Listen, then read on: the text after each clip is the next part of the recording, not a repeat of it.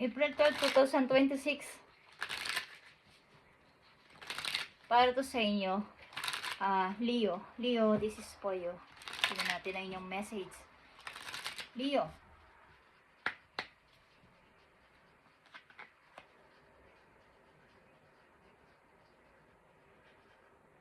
Good time. Okay.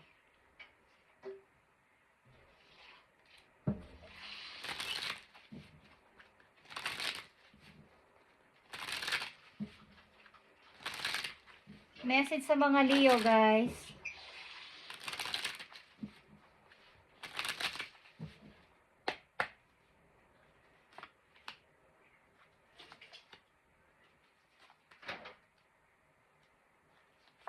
April 12, 2026. Three of Cups is here. Ang mga Leo na nandito ay mahilig sa good time, guys. Ilan sa inyo ay mga nag-good time? With friends or any na may kasama pang ibang intention. Okay, alam niyo na ibig ko sabihin, guys. Okay? Hindi ko na kailangan pang ibulgar.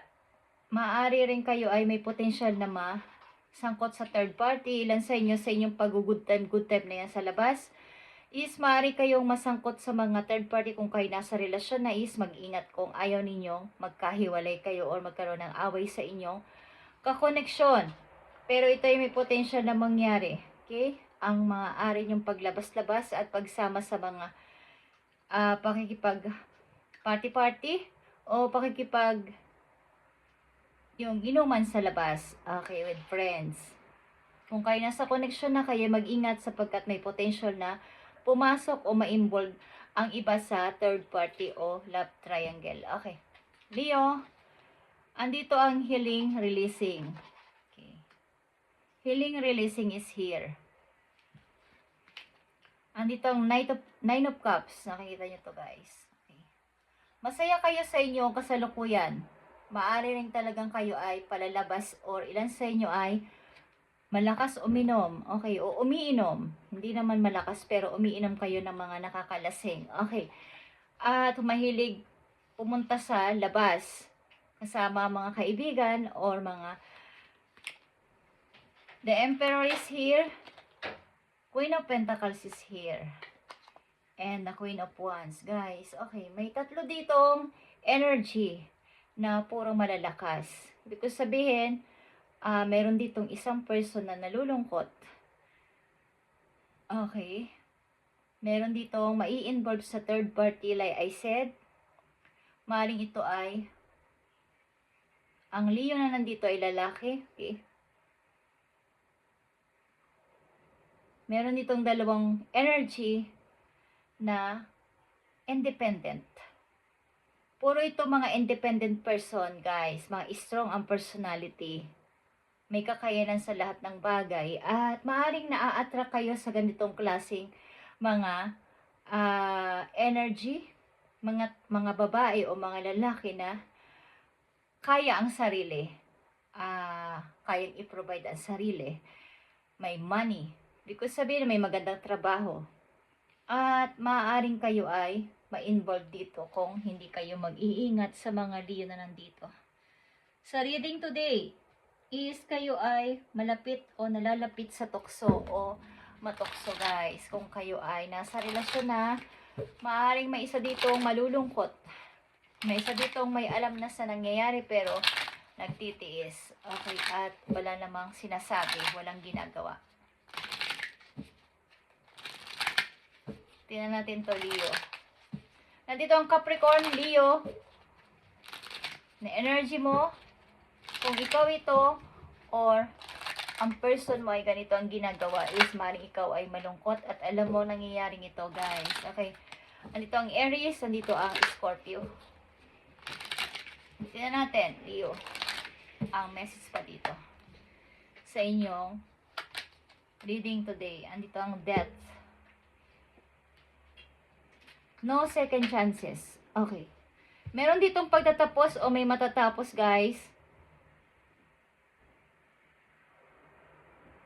What's a dead is dead. Ibig sabihin nito, kung wala ka na, wala na. Hindi na siya mahihingi ng second chance o hindi ka na niya bibigyan ng second chance. Maaring hindi ikaw ito, Leo, kung nandito ka sa connection na to, is maaaring ang iyong ka-connection ay may ka-third party o may involved sa third party. At ito ay magtatapos ng wala ng second chance na mangyayari. Okay. Mukhang bibigyan nyo ng boundaries ang tao na to at not today. Kahit humingi pa to ng sorry sa inyo, ina-avoid mo ang pag-uusap o pakipag-usap sa kanya or ayaw mo siyang makausap o kahit man lang mukha niya ayaw mo makita na, okay? So, either ikaw ito o ang iyong partner is meron ditong magkakasala sa isang relasyon at wala ng second chance. Limot na kung limot. Okay, at meron na ditong naghihiling o nasa healing process na. Okay, nangyari ito dahil sa paglabas-labas ng isang person dito at nagkaroon ng, hindi ko alam kung one night stand. At nangyari is, nandun na siya nakakulong sa relasyon na yon, na bawal. Okay.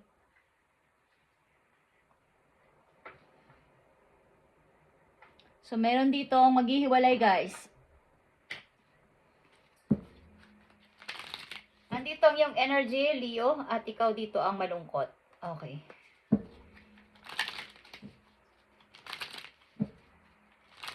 Maring partner mo to, magkakaroon ng ka-third party. O, aliman sa inyong dalawa, guys, is meron ditong tatlong energy.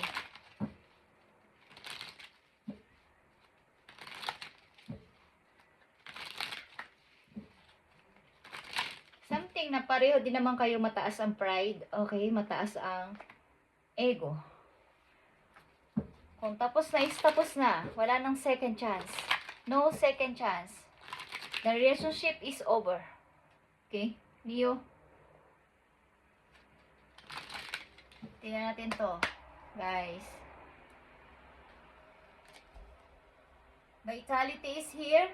I am being of light. I accept the divine energy in my body and every one of my cells regenerates. Okay, so ito ay tinatanggap mo na maybe sa iyong buhay at binibigyan mo ng energy ang iyong sarili, nagpapalakas ka at tinatanggap mo na to, kaya dito ang healing, releasing. Tingnan natin ang susunod na message sa inyo.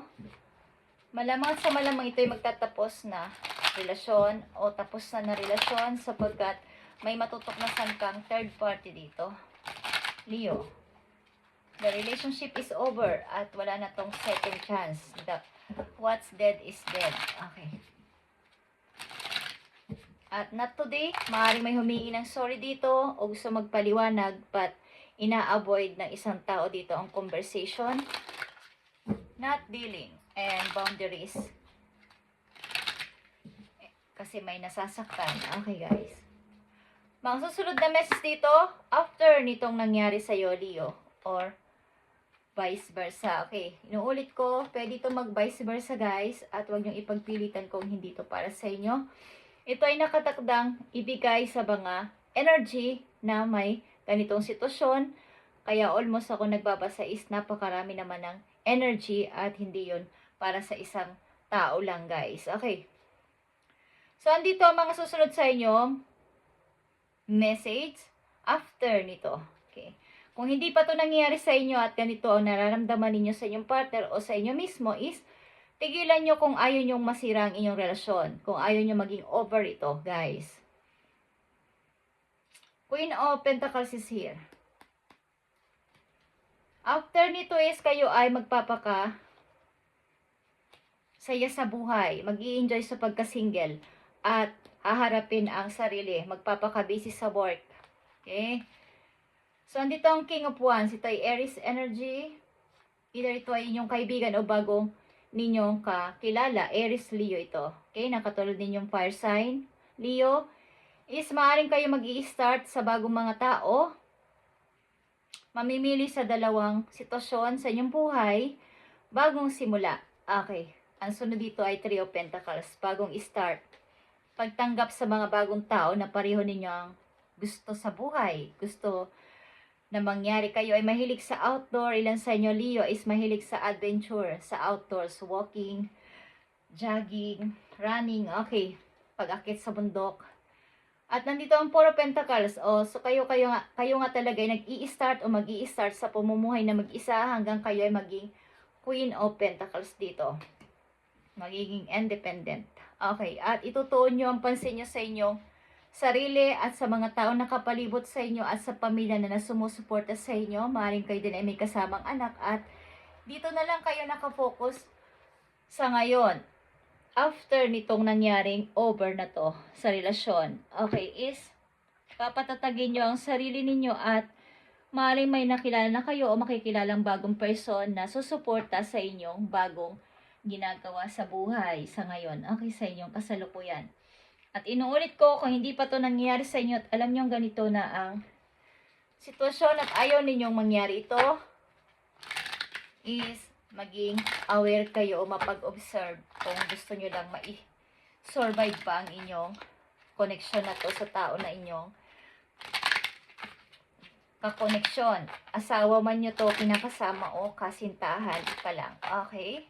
Pero kung alam nyo na kayo ay niloloko at harap-harapan na at naiintindihan nyo ang lahat, is harapin yung katotohanan at napakaganda ng mga paparating sa inyo sa hinaharap, guys. Okay? Mahirap sa umpisa, mag-i-start ng bagong buhay. But andito yung saya.